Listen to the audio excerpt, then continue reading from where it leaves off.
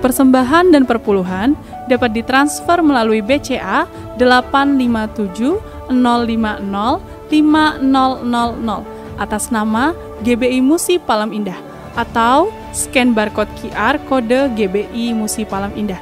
Tuhan Yesus memberkati.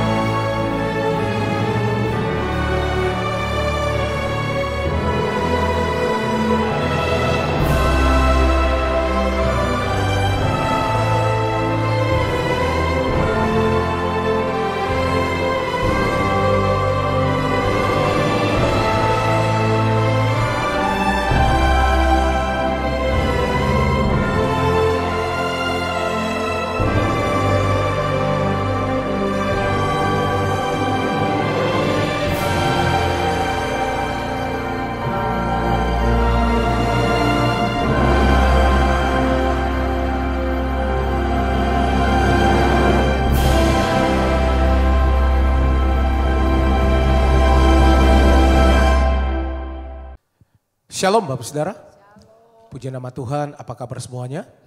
Berjumpa kembali dengan kami di Menar Doa pada hari ini. Kami berterima kasih untuk kesetiaan Bapak Saudara yang selalu mengikuti Menar Doa bersama-sama dengan kami.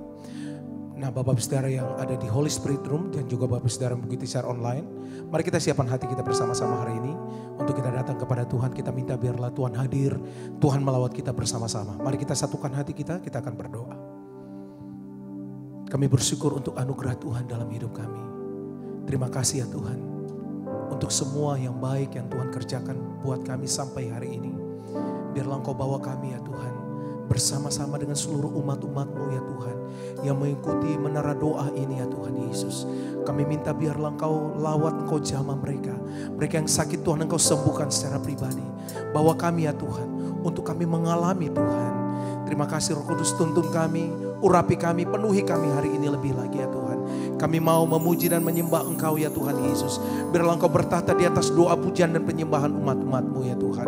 Di dalam nama Tuhan Yesus. Haleluya. Mari kita siapkan hati kita bersama-sama Bapak Ibu Saudara. Makasih Tuhan Engkau baik buat kami. Haleluya. Kasih-Mu layakkan seluruh hidupku. Mampukanku melakukan yang Kau inginkan. Tak bisa ku terlepas, Kau menggenggam tanganku. Ingin lebih mengenal pribadi-Mu. Sekali lagi bersama-sama katakan. Kasih-Mu layakkan seluruh hidupku. Mampukanku melakukan yang Kau inginkan. Tak bisa ku terlepas, Kau menggenggam tanganku.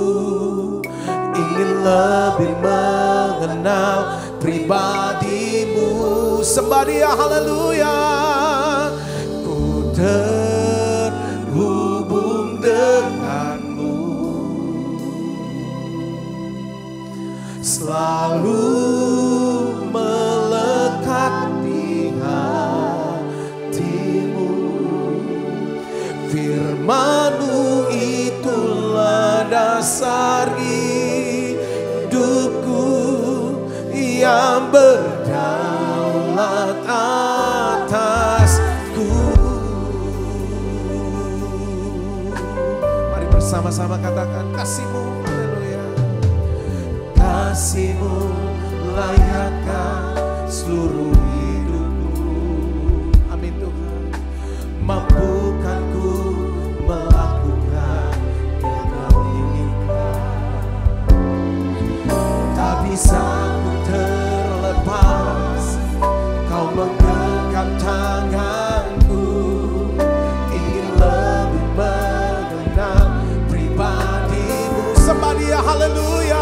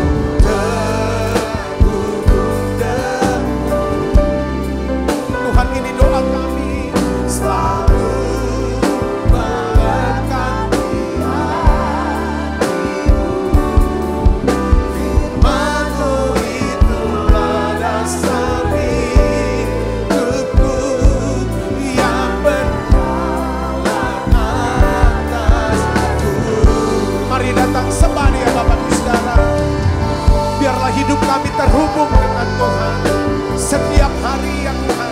Kami terus ada di dalam Tuhan. Kami angkat hati kami Tuhan Yesus. Kami bawa hidup kami kepadamu Tuhan Yesus. Biarlah Kau memberkati kami semua Tuhan Yesus. Engkaulah dasar dalam hidup kami. Firman-Mu menopang kami, Firman-Mu menguatkan kami. Haleluya. Mari angkat tanganmu, sembah Dia.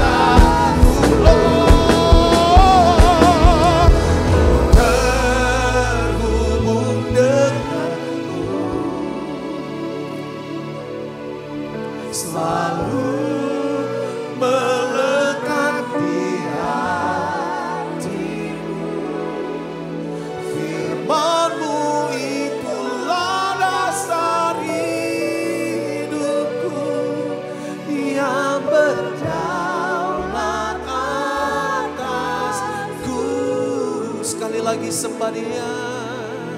Ku terhubung denganmu,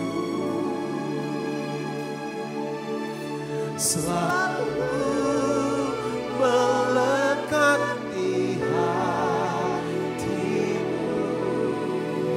Firman-Mu itulah dasar hidupku yang berjalan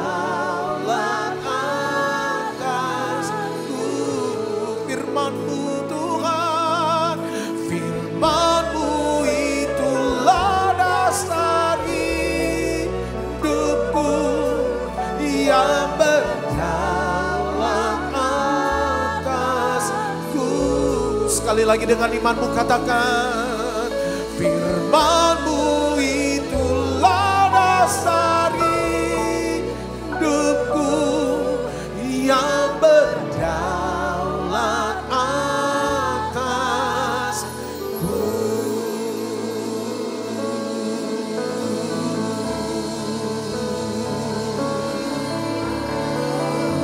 Mari Bapak Ibu Saudara datang mulai sembah Tuhan bersama-sama. Angkat suaramu. Mari bawa hidupmu kepada Dia. Dia Tuhan, Dia Allah. Izinkan Dia berdaulat atas hidupmu. Kami datang Tuhan menyembah-Mu.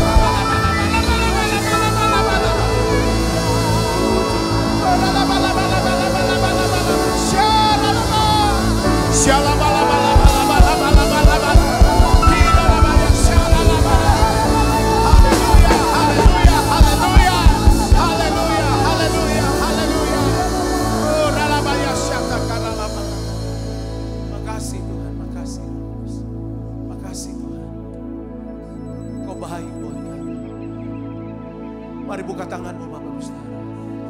Ku mau mengikuti kehendak-Mu ya Bapa. Ku mau selalu menyenangkan hati-Mu. Sembah Dia. Ku mau mengikuti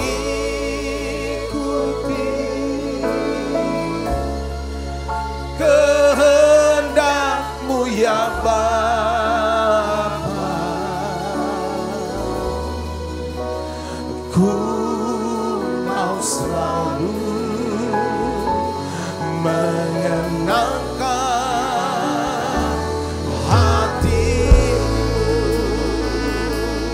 kalimat-Mu, katakan, mataku tertuju kepadamu.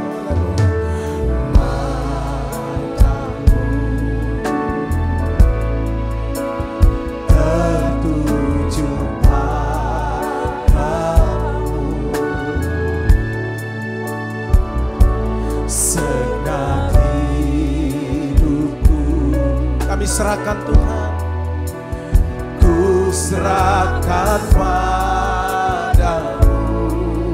Bimbing kami Tuhan, bimbing aku masuk rencana-Mu, masuk rencana-Mu.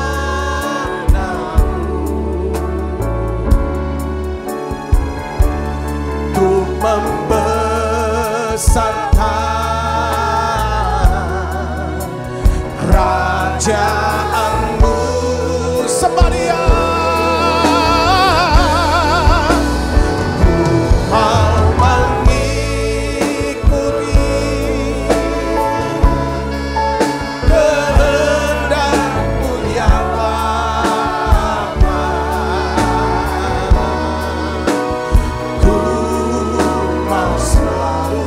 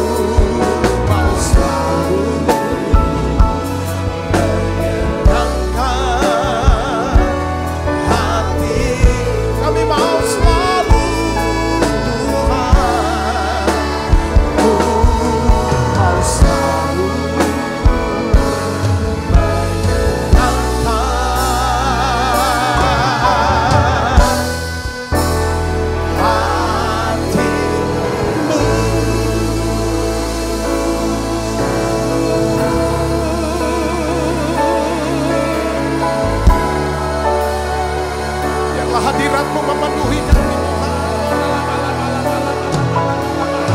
Terima kasih Tuhan, hadirat-Mu memenuhi kami.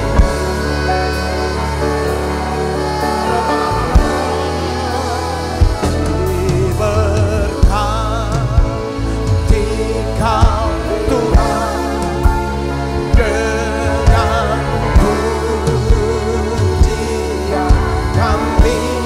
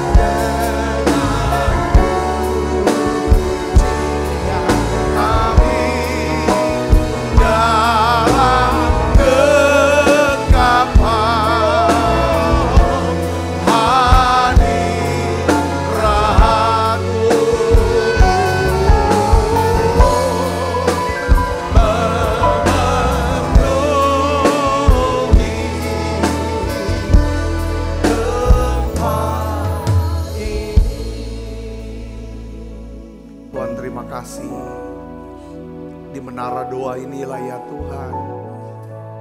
Kami ya Tuhan bisa belajar ya Tuhan daripada ya Tuhan kehendak-Mu, rancangan-Mu, ya Tuhan jalan-jalan-Mu buat hidup kami. Bapa, dalam nama Yesus, bawa kami makin dekat dengan Tuhan. Bawa kami makin kenal akan hikmat-Mu, jalan-Mu Tuhan. Kasih-Mu ya Tuhan, beri kami mata untuk bisa melihat pengharapan ya Tuhan yang dalam panggilan-Mu ya Tuhan. Berikan kami mata untuk bisa melihat dan mengerti kekayaan warisan rohani yang Kau sediakan buat setiap kami. Berikan kami mata untuk bisa melihat dan mengerti Tuhan, betapa hebat kuasa-Mu ya Tuhan yang Kau taruh di dalam diri kami. Bapa, aku berdoa dalam nama Yesus, biarlah ya Tuhan hari ini Tuhan berikan kami telinga untuk kami bisa mendengar apapun yang ingin Tuhan mau sampaikan buat kami. Tuhan berikan tanah hati yang baik ya Tuhan Yesus. Aku berdoa Bapa, biarlah ya Tuhan hidup kami adalah hidup ya Tuhan oleh karena percaya kepadamu. Oleh karena itu ya Bapa, dalam nama Yesus kami butuh Tuhan nasihat firman-Mu. Kami butuh tuntunan-Mu ya Tuhan. Oleh karena itu ya Bapa, sekali lagi kami berdoa bahwa kami makin dekat. Makin dekat. Buka mata hati kami untuk bisa melihat. Buka telinga ya Tuhan kami untuk bisa mendengar ya Tuhan. Sehingga kami bisa memikirkan ya Tuhan. Setiap kali pola pikir kami ada pola pikir kerajaan Allah. Terima kasih Tuhan, terima kasih. Terima kasih Tuhan, urapi hamba-Mu untuk dapat mengajar ya Tuhan firman-Mu, menyampaikan pesan-Mu ya Tuhan secara pribadi. Di dalam nama Yesus, semua kita yang siap menerima firman dengan hati gembira sama-sama katakan amin. Tangan yang meriah saudara, silakan kembali Ibu Bapak. Shalom saudara, sekali lagi saya ingin sharingkan saudara tentang ya hidup sesuai perspektif kerajaan. Maksud saya begini saudara, kalau kita bisa saya mau katakan begini, perilaku kita ya kan itu bisa menghasilkan kesehatan, kita bisa hidupnya lebih sehat, kita bisa hidup lebih bahagia, ya kan. Sedangkan perilaku kita sendiri, perilaku kita itu sangat ditentukan oleh apa yang kita pikirkan. Saudara, nah hari ini saya ingin bagikan tentang ada 3 hal penting untuk kita bisa hidup sesuai dengan perspektif daripada kerajaan, saudaraku. Ya, kita baca dulu Alkitab kita dari Mazmur 73 ayat 23 sampai 24. Kita akan baca sama-sama yuk. 1, 2, 3. Tetapi aku tetap di dekatmu. Ya, engkau memegang tangan kananku, dengan nasihatmu engkau menuntun aku, kemudian engkau mengangkat aku ke dalam kemuliaan. Nah, pemazmur dia menjelaskan bahwa pentingnya dia dekat dengan Tuhan, ya saudaraku, karena dia ingin Tuhan yang menuntun lewat apa? Nasihatnya. Ya, kemudian dia berkata bahwa kalau Tuhan tuntun daripada hidupnya, maka Tuhan akan mengangkat dia dalam kemuliaan. Saya berdoa saudara, Tuhan juga akan mengangkat kita semua ke dalam kemuliaannya. Katakan amin. Nah, saudaraku yang Yesus Kristus, ini yang perlu kita sadari hari-hari ini kalau kita lihat di TV atau lihat di media sosial, ya. Dunia itu sepertinya makin kita dengar, saudara, makin banyak suara yang namanya suara kekacauan, pemandangan-pemandangan yang menakutkan, saudara, ya kan? Seringkali kita jadi kita kalau misalnya lihat bencana kayak banjir kemarin, ya kan? Apakah cuma kita lihat, oh ini berjanda, kita lihat gini. Kalau kita dengar saudara sesuatu yang menakutkan, kita cuma dengar. Tuhan tuh mau hari ini saudaraku, kita buka mata rohani kita. Ya, amin. Telinga, kita bisa, waktu kita lihat, lalu kan kita bawa dalam doa. Tuhan apa ini? Ya, lalu kita bisa belajar, kita tanya lagi sama Tuhan, Tuhan apa maksudnya? Karena gini, ya, mata jasmani kita cuma bisa melihat masalah, ancaman, kekurangan, ya. Kita nggak bisa lihat apa yang Tuhan sedang kerjakan. Kita kayaknya perlu kita mulai, saudara, dalam hidup kita, ya kita menara doa ini udah masuk tahun ke-5, ya. Nanti tanggal 20 Maret itu ulang tahun yang ke-5 tuh menara doa tuh. Saya ingat sekali, saudara. Saya ingin yuk kita sama-sama naikin standar daripada rohani kita. Maksudnya pengenalan kita akan Tuhan. Bahwa Alkitab bilang ini, orang percaya itu hidup oleh iman, ya, oleh percaya, bukan oleh melihat dengan mata jasmani. Jadi saudaraku, hari ini kita mulai aktifkan, saudaraku. Ketika kita melihat, ya kan, segala sesuatu. Ada 3 hal, ya kan, saudara, ada 3 hal. Karena Tuhan tuh rindu. Anak-anaknya, kita ini semua punya mata iman, mata rohani yang bisa melihat. Ini Tuhan lah mau kerjaan apa ini, lewat kejadian ini. Ya, Tuhan juga mau kita punya mata, telinga yang bisa mendengar apa yang Tuhan mau akan sampaikan buat setiap kita. Nah, ada 3 hal, saudara, yang penting untuk kita bisa lihat, ya, saudara, untuk kita punya perspektif daripada kerajaan. Yang pertama adalah kita butuh mata hati yang terbuka. Saya ingin jelaskan ada satu kisah, saudaraku. Ya, pada saat itu rupanya Samaria dikepung oleh tentara musuh, ya. Kita baca dalam 2 Raja-Raja 6 ayat 15 sampai 17. Kita baca yuk. 1, 2, 3. Ketika pelayan abdi Allah bangun pagi-pagi dan pergi keluar, maka tampaklah suatu tentara dengan kuda dan kereta ada di sekeliling kota itu. Lalu berkatalah bujang itu kepadanya, apa, saudara? Celaka tuanku, apakah yang akan kita perbuat? Jadi saudara, Gehazi, bujang daripada Elisa, pada waktu itu dia melihat satu tentara, ya kan saudara, ya kan, daripada Raja Aram yang begitu banyak, itu ngepung. Daripada kota Samaria pada waktu itu, dia pakai mata jasmani. Makanya gini, saudara, kalau kita selalu pakai mata jasmani kita, bukan, ya kita perlu mata jasmani. Saudaraku, yang kita lihat tuh cuman masalah, ancaman, kekurangan. Tapi kita gak bisa, kalau kita gak aktifkan mata rohani kita gak bisa lihat apa yang Tuhan mau sedang kerjakan. Katakan amin. Akhirnya apa? Panik. Seperti ini kan, celaka tuanku, apakah yang akan kita perbuat? Saudaraku, lalu Nabi Elisa jawab apa? Jangan takut. Sebab lebih banyak yang menyertai kita daripada yang menyertai mereka. Kok bisa? Saudaraku, dia berkata seperti itu. Karena Nabi Elisa bisa melihat apa yang tidak dilihat oleh Gehazi. Coba baca ayat 17-nya. Lalu berdoalah Elisa, ya Tuhan, bukalah kiranya matanya supaya ia melihat. Bukan buta, tapi buta mata hatinya, gak bisa lihat, saudaraku. Nah, kita lihat sini, maka Tuhan membuka mata bujang itu sehingga ia melihat, tampaklah gunung itu penuh dengan apa? Kuda dan kereta berapi di sekeliling apa? Elisa.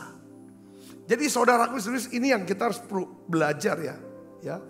Kenapa kok hidup saya, hidup saudara adalah hidup yang penuh dengan kadang kita penuh dengan kebingungan, panik, mudah. Karena saudara, segala sesuatu kita pakai dengan mata jasmani, kita lihat. Tapi kalau kita mau belajar untuk mulai hari ini, yuk kita belajar untuk aktifkan. Aktifkan, saudaraku, mata iman kita, mata rohani kita. Ya kan? Itu sesuatu yang mungkin secara jasmani gak kelihatan. Tapi kita bisa ngelihat, saudaraku, ya kan? Makanya di dalam Efesus 1 ayat 18-19, itu Rasul Paulus dia berdoa, ya, agar mata hati kita menjadi terang, ya, mata hati kita menjadi apa? Supaya kita bisa mengerti pengharapan dalam panggilannya, ya, kekayaan warisan rohani kita. Kuasa Tuhan yang bekerja bagi kita orang yang percaya. Dia doa ini. Makanya tiap hari coba saudara mulai saat ini kita doa. Supaya apapun yang terjadi dalam hidup kita bisa berkata begini. Tuhan Yesus baik. Tuhan Yesus baik. Katakan amin. Apapun yang terjadi. Ya kan kita mau berkata Tuhan Yesus baik. Ya. Mata jasmani kita cuma bisa lihat ancaman. Seperti mata jasmani Gehazi. Dia lihat ini ancaman. Karena mata rohaninya belum terbuka. Saudaraku. Tapi pada waktu dia matanya terbuka. Dia bisa melihat apa? Perlindungan Tuhan. Katakan amin. Nah ini penting saudara untuk kita bisa tahu. Ya ketika Tuhan membuka mata hati kita. Kita bisa melihat. Kita mulai bisa melihat. Bahwa Tuhan turut bekerja untuk mendatangkan kebaikan. Sekalipun ya kan kita tidak melihatnya secara kasat mata pada saat itu. Katakan amin. Ini yang kita bisa lihat. Pasti Tuhan akan turut bekerja. Ada hal yang baik sepanjang kita tuh percaya.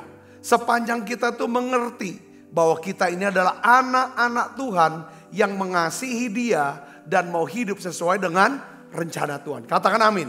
Contohnya saudara di Kejadian pasal 50 ayat 20. Ya, ketika Yusuf tuh dia bisa melihat semua yang terjadi dalam hidup dia. Itu kalau lihat secara mata jasmani, saudara semuanya nggak ada yang baik. Mulai dari apa saudara? Dibuang ke sumur, dijual jadi budak, difitnah, lalu dibuang ke penjara, dilupakan. Semua kalau lihat mata jasmani itu bisa kecewa, bisa jadi lemah. Tetapi saudara, Yusuf tidak cuma menggunakan mata jasmaninya, dia minta Tuhan buka mata hatinya. Dari awal dia sudah melihat bahwa Tuhan akan menjadikan dia satu penguasa, satu raja. Saudaraku, dan apa yang terjadi ketika ayahnya sudah meninggal, Israel. Kakak-kakaknya semuanya kumpul datang kepada dia. Mereka semua sujud nyembah dia. Minta supaya mereka, Yusuf, memperlakukan mereka. Jangan makan mereka secara buruk. Apa yang dipikirkan? Apa yang dikatakan oleh Yusuf? Kamu mereka-reka perkara-perkara yang jahat. Tetapi Allah satu merancangkan, merekakan suatu yang baik. Aku lihat lewat kejahatanmu, Allah merancangkan sesuatu yang baik. Ya kan? Buat saya dan juga buat kamu. Untuk bisa pelihara kehidupan kamu. Supaya keluarga ini tidak binasa. Tidak habis. Karena keluarga ini ya kan punya penugasan dari Allah. Ya kan? Untuk apa? Lewat keluarga ini akan lahir apa? Juru selamat. Janji Tuhan pada Abraham. Saudara. Ya kan? Bahwa melalui keturunanmu semua bangsa di muka bumi ini akan mendapat berkat. Siapa keturunan yang dimaksud saudara? Yesus Kristus. Saudara, nah ini yang paling penting. Saya tuh nangkapnya gini ya. Kadang kita berpikir dunia itu akan dengarkan kita. Akan lihat kita. Ya kan, dengarkan kesaksian hidup kita saudara. Kalau kita ini sukses, hebat, kaya dan lain sebagainya. Saya berpikir iya ada betulnya. Tetapi saudara sebenarnya dunia itu kan lihat saudara. Bukan dari sisi itu. Pada waktu saudara dan saya mengalami penderitaan. Kesakitan yang hebat. Saudaraku. Dan mereka melihat bagaimana tangan Tuhan itu bekerja lewat kesakitan kita. Dan kita tetap bisa bersyukur. Kita tetap bisa baik. Kita tidak kecewa. Bahkan kita bisa berbuat baik. Dunia akan berkata ini dia. Ini hebat. Katakan amin. Makanya kemarin tuh waktu kami hari Minggu ya. Kita ketemu lagi sama Pak Obrin dan Bu Eva. Lalu ada Pak Andi Cokro dan Ibu. Kita ngobrol tentang pelayanan daripada sahabat orang sakit. Ya, bagaimana dampak daripada pelayanan sahabat orang sakit itu hal yang luar biasa. Dimulai daripada beberapa orang yang punya hati untuk melayani orang sakit. Menjadi sahabat orang sakit. Tiap hari dikunjungi, didoakan dan lain sebagainya. Ketika mereka sembuh, ya saudara, Ya kan? Bahkan sementara mereka masih sakit pun dimotivasi, didorong, ayo dong melayani juga orang yang sakit. Sama-sama sakit, doakan, saling doakan. Itu dampaknya besar. Dan kita melihat pada era itu memang itu gelombangnya ya saudara. Itu penuaian jiwa lewat pelayanan sahabat orang sakit. Saudara, di gereja kita pergi bahkan pernah sampai ke Sumatera Utara. Itu saya melihat orang lumpuh itu jalan. Ya kan, orang-orang sakit Tuhan sembuhkan. Kita pergi ke Toraja. Itu satu keluarga tuh kok bisa ya. Perempuan semua tuh lumpuh semua. Waktu kita bikin KKR di sana. Ya kan, bagaimana Tuhan buat mereka tuh jalan saudaraku. Itu pelayanan-pelayanan apa? Sahabat orang sakit. Saudaraku yang serius. Jadi ketika kita punya mata terbuka. Kita bisa melihat bahwa kita tuh gak sendirian. Ada Tuhan yang menyertai kita. Ya kan? Kalau kita punya mata yang terbuka, kita bisa melihat akan apa? Pemeliharaan Tuhan, perlindungan Tuhan, janji-janji Tuhan digenapi dalam hidup kita. Saudara, pertanyaannya begini, Pak Sabta, gimana caranya saya bisa punya mata yang bisa melihat daripada perbuatan Tuhan itu? Kadang-kadang ya kan, kalau kita ngelihat orang lagi sedang satu hari ya kan, ya kita lagi sedang bergumul ya kan untuk saudara kekasih kita Srianda. Saya cuma lihat penderitaan sakit pada waktu itu, langsung saya tanya Tuhan, tunjukin saya ini apa? Tuhan bilang begini, ya kan? Tuhan kasih, saya doakan terus tiap hari saya sebut nama Srianda ini. Untuk apa Tuhan? Tuhan tuh kasih saya firman tuh Ibrani pasal 12 ayat 1 sampai 2. Tapi dalam bahasa Inggris tuh lebih jelas bahwa Tuhan itu adalah the author and the finisher of our faith. Artinya apa? Tuhan itu yang memberikan kita iman. Saudara, benih iman. Dan Tuhan juga yang akan menyempurnakan daripada iman kita. Ketika imannya sudah sempurna menurut takaran Tuhan, matang menurut ukuran Tuhan, ya kan? Maka kegenapannya itu terjadi. Ya kan? Karena Tuhan berkata, apabila anak manusia itu datang, adakah ia menjumpai iman di mana? Di bumi. Itu bisa diterapkan dalam setiap sekali pergumulan dalam hidup kita, bahkan sampai kepada titik akhir kita. Saudaraku, kalau masih belum matang, ya kan, Tuhan izinkan untuk sampai matang. Tuhan gak mungkin angkat sesuatu yang belum matang. Kalau itu pohon tuh matang di pohon, jatuh petik, nggak pakai pereman. Disitulah peran daripada apa saudaraku? Peran daripada Roh Kudus, firman Tuhan dan keluarga. Untuk bisa bagaimana membuat iman ini menjadi apa? Matang. Saudara bisa ngerti, katakan amin. Nah itu yang namanya kita tidak cuma melihat sekedar, oh orang sakit ya, kesian dia sakit. Karena sakitnya ini. Tapi kita mau belajar naik kelas. Ngerti gak saudaraku? Hidup dengan kita melihat bagaimana Tuhan tuh melihat. Lalu apa yang bagian kita yang harus kita kerjakan dalam perkara ini, saudaraku? Karena segala sesuatunya harus ada iman yang baru, nanti sempurna. Kayak misalnya contoh, saudaraku, kita sedang membangun misalnya. Tuhan suruh kita bangun satu gedung gereja. Tuhan tuh kasih benih iman. Kapan gereja itu bisa selesai? Sedangkan kemampuan kita tidak ada. Secara keuangan, orang yang bangun siapa, dan bagaimana ke depannya kita tidak tahu. Saudaraku, ya kan? Nah disitulah Tuhan tumbuhkan iman kita waktu Tuhan suruh kita bangun gereja. Sebenarnya Tuhan tidak suruh bangun, bukan untuk tujuannya bangun gedung, tapi bangun iman yang di dalam, manusia rohani kita yang di dalam. Ketika gedung itu selesai, dengan segala pergumulan, segala macam, saudara, itu tandanya iman kita sudah sempurna untuk hal itu. Saudara bisa katakan amin. Nah, kadang-kadang kita sedang bergumul dengan seseorang ini, kita ingin orang ini bisa bertobat, bisa dibawa ke Tuhan. Kita lihat orang ini jahat sekali dan lain sebagainya. Kok hidupnya gini dan kita susah sama karena dia. Kita harus doakan, waktu kita doa tuh kita minta iman, benih iman untuk orang ini. Orang ini mungkin adalah anak kita, bisa juga suami kita, bisa juga istri kita. Yang kita ingin, saudaraku, ya kan, orang ini bisa bukan cuma diselamatkan, tetapi bisa menjadi murid Tuhan. Dimulai dari apa? Benih iman dulu. Terus semakin kita bertumbuh, kita akan lihat nanti Tuhan akan ngubah. Ketika dia diambil keputusan selamatkan baptis Islam, lalu menjadi murid Tuhan, imannya udah sempurna untuk yang itu. Nah, hal ini saudara dalam hidup sehari-hari kan kita pakai mata. Tuh lihat. Kayak contoh aja saudaraku, saudara pernah nanam kan? Nanam satu benih di rumah, di kebun rumah atau dimanapun. Tanam. Hari ini kita lihat. Oh masih gak kelihatan karena baru benih.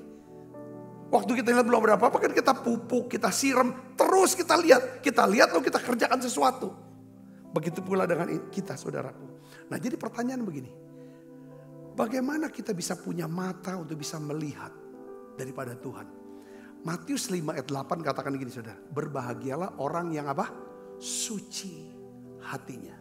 Matius 8 ayat 5 ayat 8. Kita baca sama-sama yuk. 1, 2, 3. Berbahagialah orang yang suci hatinya. Karena mereka akan melihat Tuhan.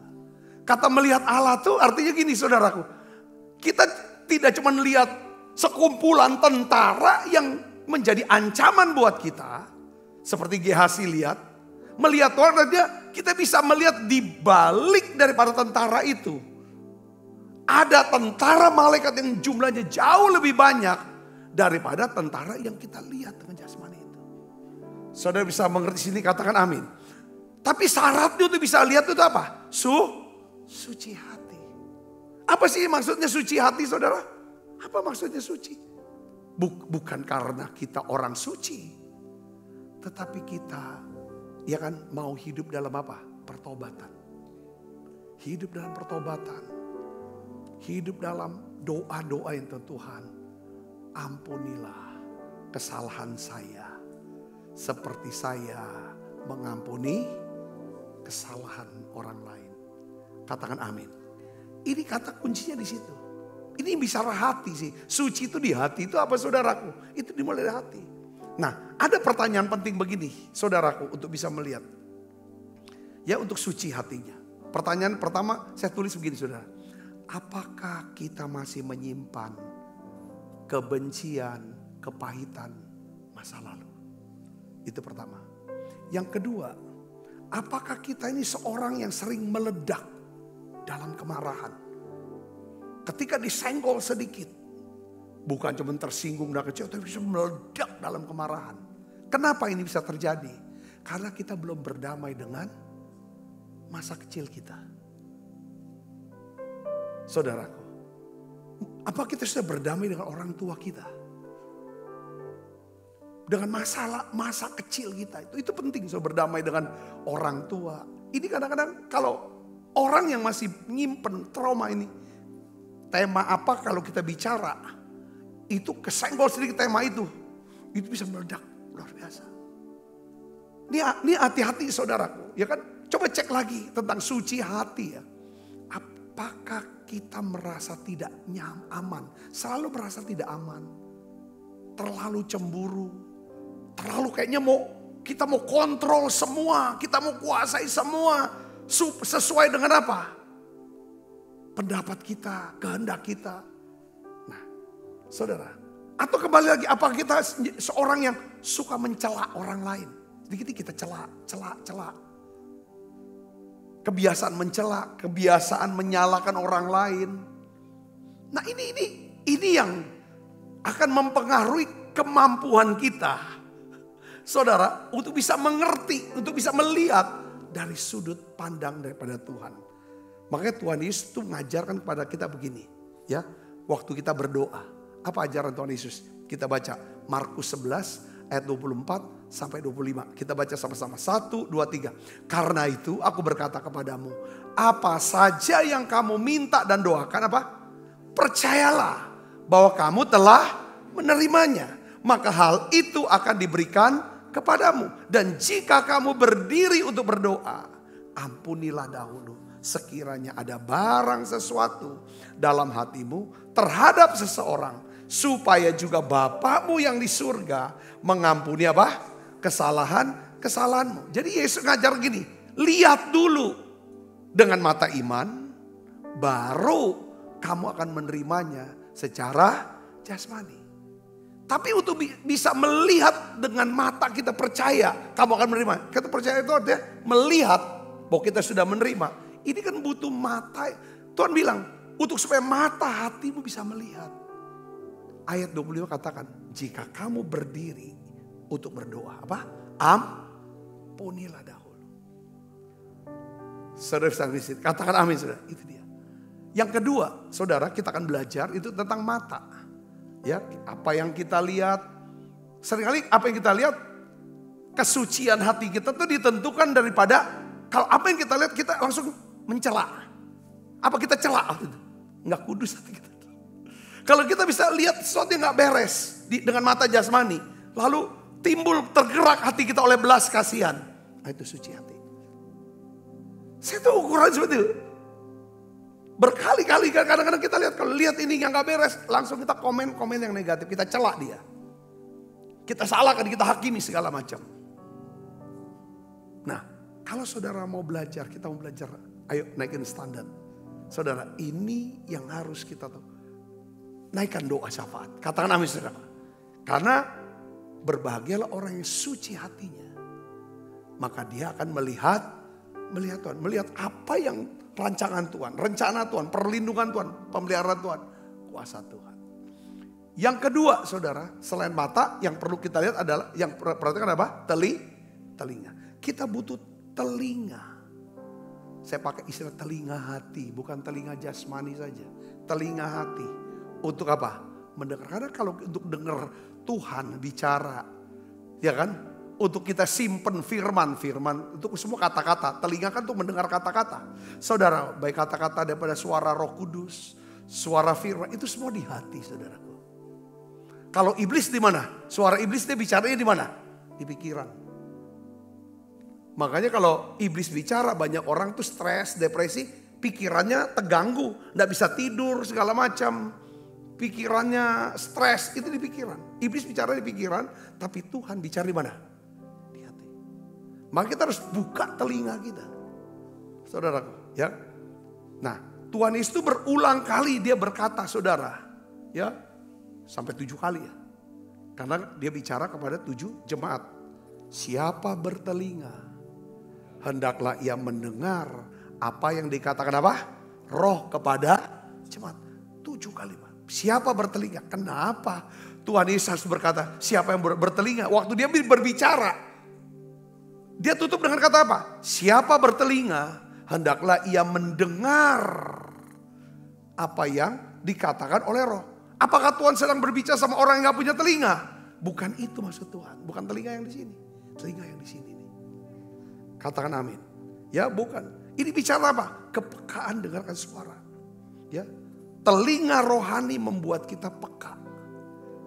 Ya, terhadap arahan Tuhan, teguran Tuhan, penghiburan Tuhan di tengah-tengah kekacauan saudaraku dunia ini. Katakan amin. Yesaya 30 ayat 21. Saudara katakan bahwa telingamu akan mendengarkan tuntunan. Entah kamu harus ke kanan atau ke kiri. Saudara itu bicara saudara. Itu telinga rohani ini. Ya. Tanpa telinga rohani kita hanya akan hidup menuruti apa? Opini manusia. Dan suara dunia, bukan kehendak Allah. Efesus 4 ayat 14 katakan kita mudah diombang-ambingkan. Saudaraku. Nah, biasanya saudara, suara Roh Kudus itu sangat lembut. Tetapi penuh dengan kuasa. Lembut. Ya, waktu Elia ada di gua, waktu ada gempa, ada suara gemuruh, tapi nggak ada Tuhan di situ. Yang keras, yang berisik. Tapi pada waktu angin sepoi-sepoi, itu ada Tuhan di situ. Saudara, nah sekarang pertanyaannya begini. Bagaimana punya telinga yang bisa mendengar? Ini pertanyaan itu saudaraku. Kayak telinga. Ini kita bicara bukan telinga sini ya. Telinga apa saudara? Telinga hati. Nah Yesus dia bicara saudara dalam Matius pasal 13 ayat 8 sampai 9. Dia berkata begini, saya potong aja, ada 4 jenis tanah. Ya kan saudaraku sebenarnya. Saya bahas tanah yang terakhir. Saudara kita baca 1, 2, 3. Dan sebagian jatuh di tanah yang baik. Lalu berbuah. Ada yang 100 kali lipat. Ada yang 60 kali lipat. Ada yang 30 kali lipat. 9. Apa saudara? Siapa bertelinga hendaklah ia. Loh Tuhan lagi sedang khotbah tentang perumpamaan seorang penabur benih. Tapi kenapa kok ditutup dengan kata-kata siapa bertelinga hendaklah ia mendengar. Ini bukan soal telinga yang di sini. Telinga di mana? Telinga hati. Rupanya ada telinga hati atau hati yang apa saudara? Waktu ditabur benih itu jatuhnya kemana? Di pinggir jalan. Pinggir jalan itu bicara tentang apa saudara? Dimana nanti datang burung langsung hilang benih itu. Orang yang dengar firman sebentar lalu lupa. Kenapa? Dengar sebentar lalu lupa. Karena waktu dia dengar firman itu masuk ke kuping kanan, keluarnya ke kuping kanan. Bukan kiri. Saudaraku. Artinya apa dia?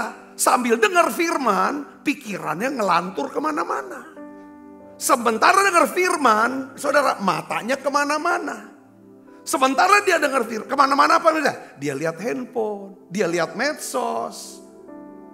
Karena dia berpikir bahwa firman itu nggak perlu diperhatikan, nggak perlu. Makanya siapa camkanlah, dia nggak mencamkan.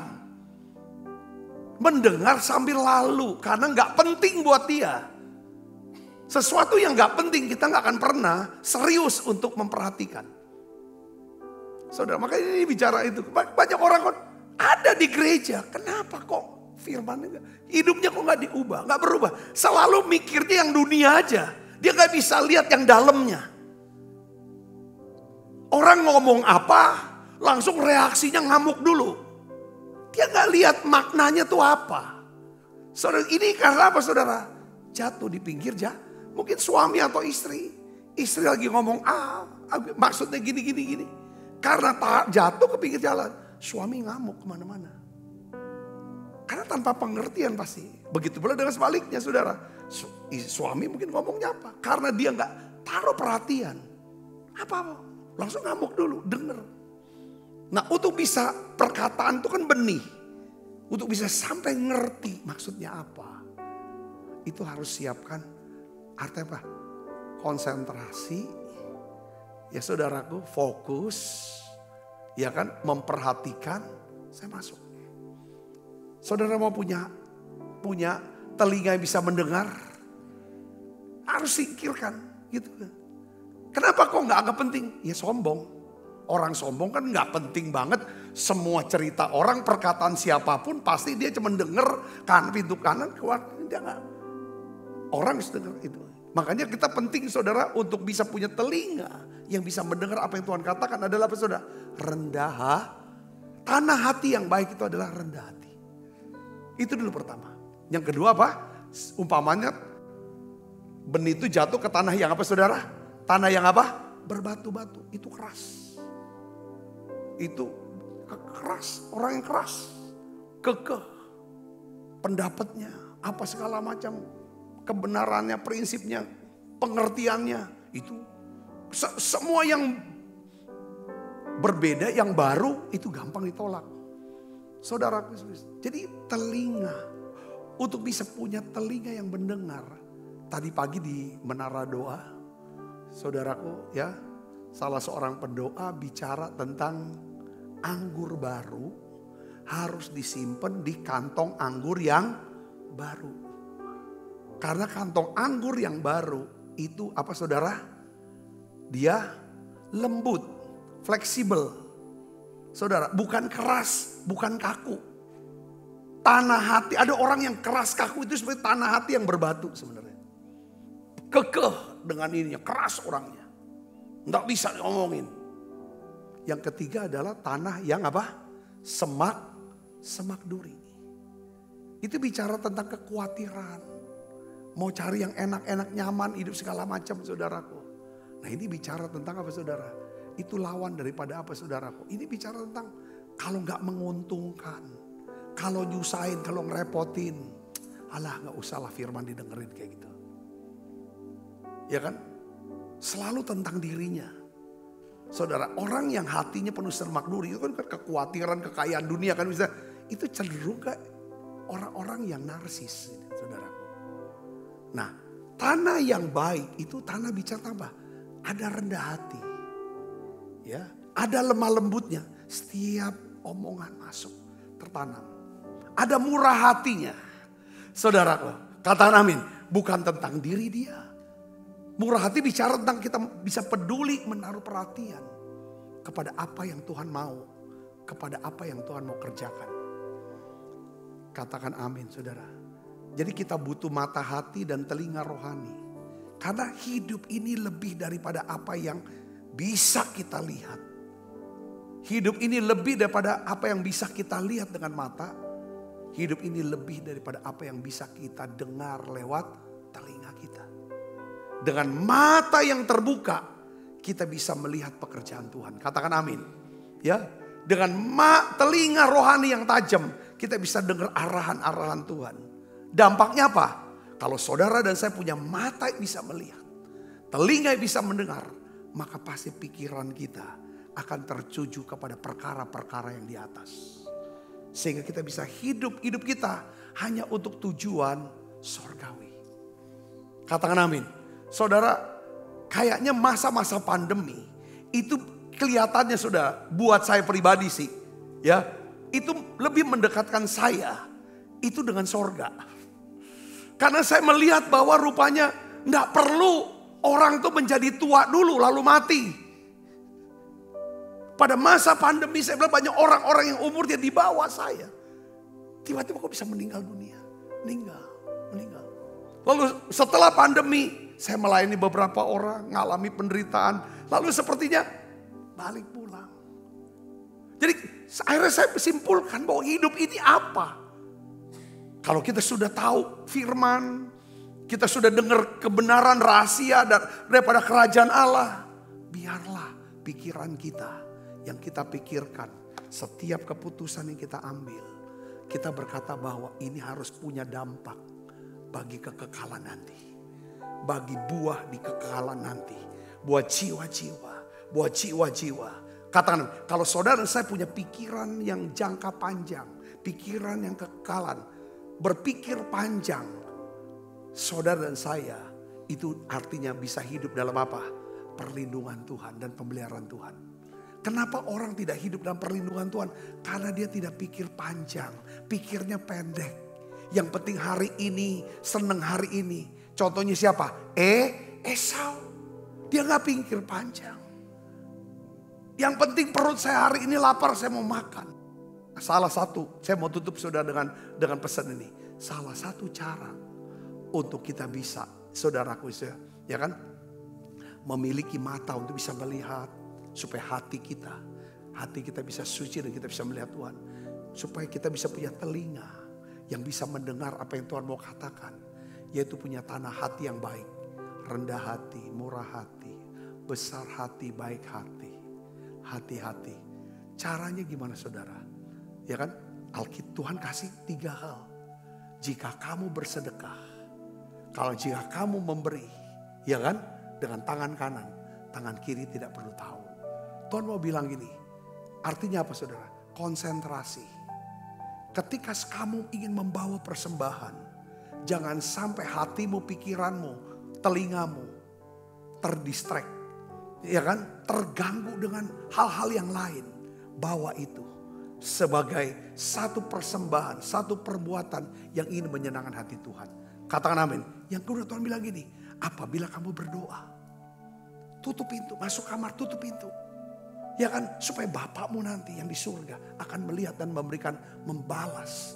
Tuhan mau bilang begini, saudaraku, ya kan, untuk kita bisa punya mata bisa lihat, telinga dengar. Saudara, kita harus bawa persembahan, karena di mana hartamu berada, di situ hatimu berada. Itu clear. Yang kedua, tentang doa. Doa ini bicara tentang apa saudaraku? Doa upahnya adalah dia akan balas dengan apa? Dengan keintiman dengan kita.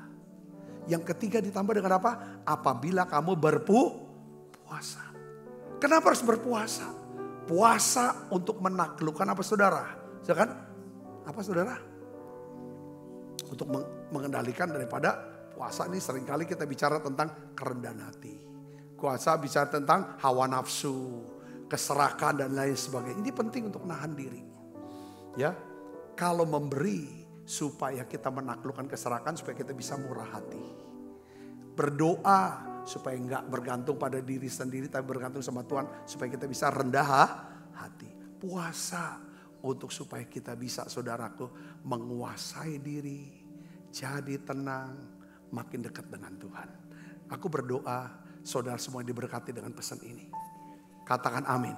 Latih saudara, latih untuk 3 hal ini. Yuk kita bangkit dulu. Ya Allah, damai sejahtera, kuduskan aku seluruhnya. Kita siapkan diri makan perjamuan kudus. Agar roh, jiwa, dan tubuhku terpelihara sempurna. Hidup kudus.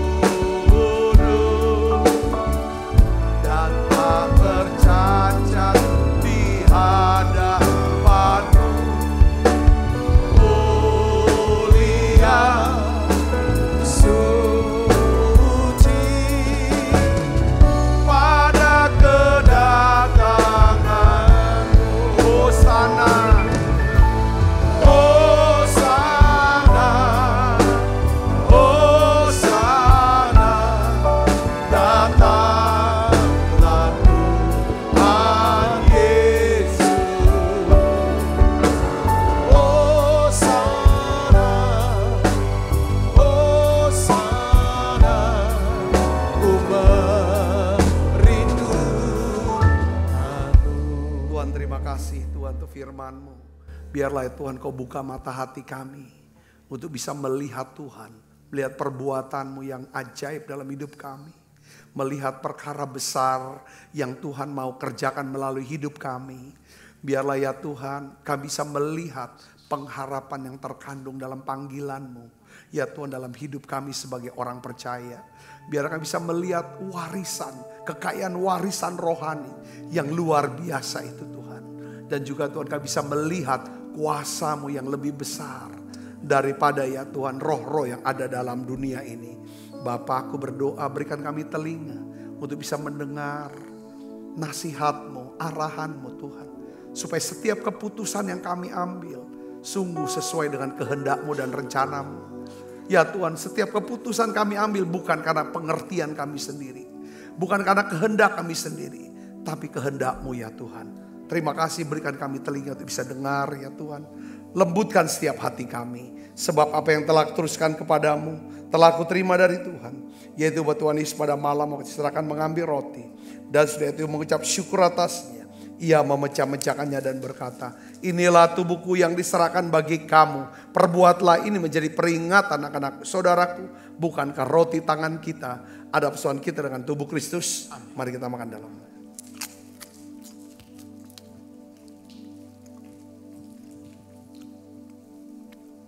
Kita angkat cawan.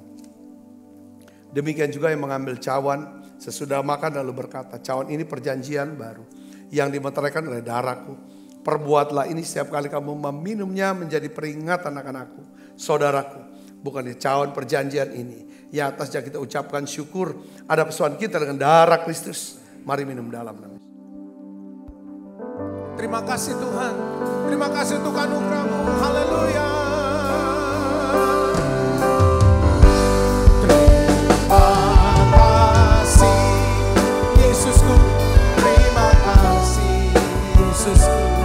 Puji syukur hanya bagi Tuhan. Terima kasih Yesusku, terima kasih Yesusku. Puji syukur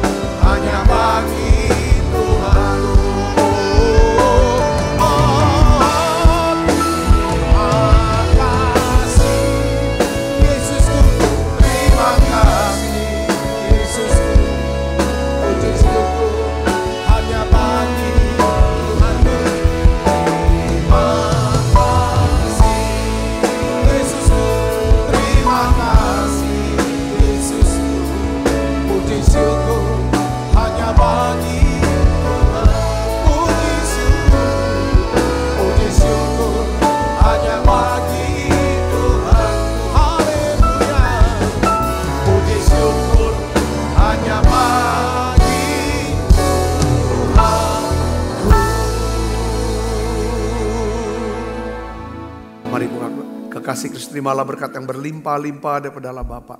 Di dalam anaknya yang Tuhan kita Yesus Kristus. Persetujuan yang manis Roh Kudus menyertai kita semua mulai saat ini sampai Yesus datang juga permai dan sampai selama-lamanya. Semua kita yang percaya diberkati sama-sama katakan amin. Tuhan berkati saudara semuanya.